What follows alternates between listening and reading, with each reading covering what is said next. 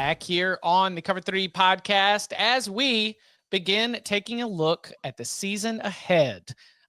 There are some of these schools that I think let's just go ahead and dive in. Right now, the Alabama Crimson Tide have an over-under win total of 9.5 at FanDuel Sportsbook.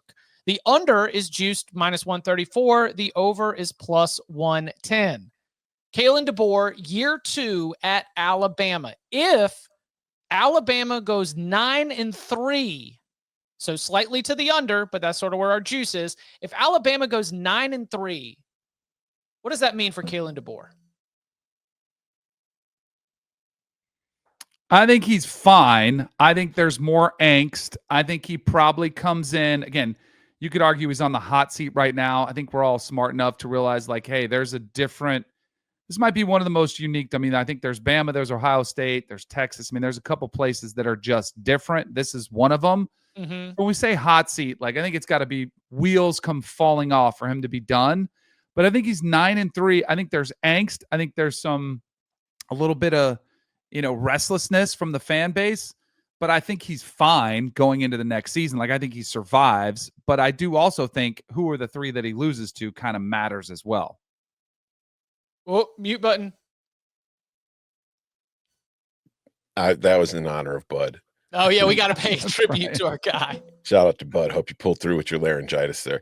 I agree with Danny. I think it depends on how the 9-3 looks. Like, okay, if those 3 losses are like one of them's going to be at Georgia and you get blown out, or if you lose to Oklahoma again, or you lose to Auburn, I think that obviously has a say in it. But like, if they go 9-3, it would be the first time Alabama went consecutive seasons without winning at least 10 games since 2006, 2007.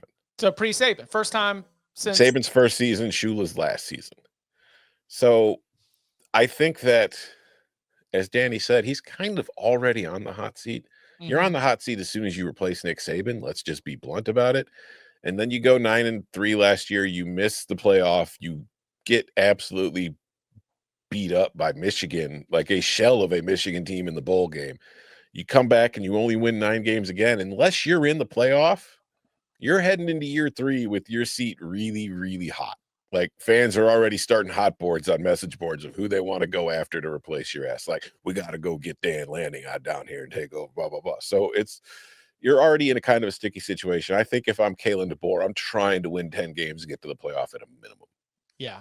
That Alabama was the team that was right on the edge this year. SMU gets in, Alabama does not. I would be in the playoff. And look, 9-3 might get you in the playoff. Mm-hmm.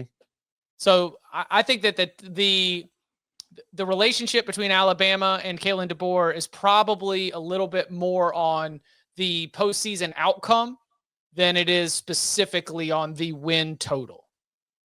Because is anybody looking at Alabama to win the SEC this year? No, but I think that's kind of the problem. Good point.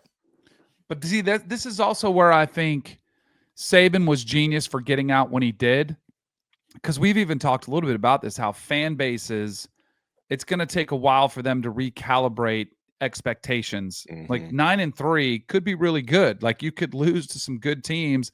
The schedule's much tougher.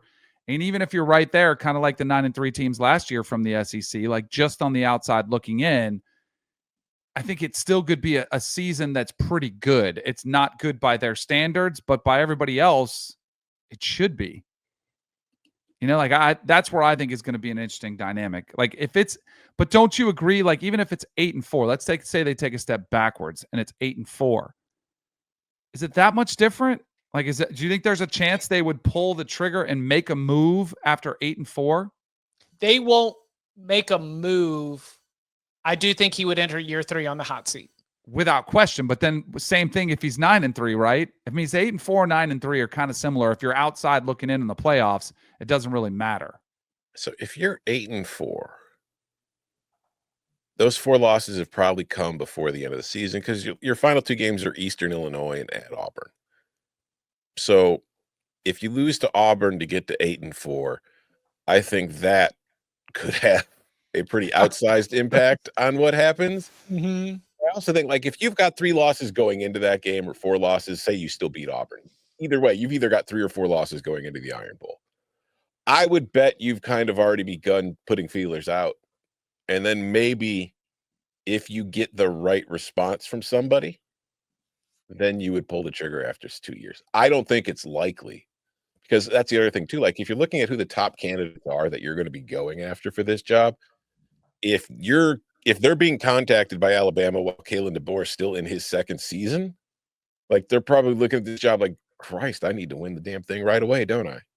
So I don't know. It's going to be a weird situation. It could, like, that kind of quick trigger could also impact the legitimate candidate of pools that will be interested in the gig. Yeah. Because then all of a sudden are you willing to take that to walk in there?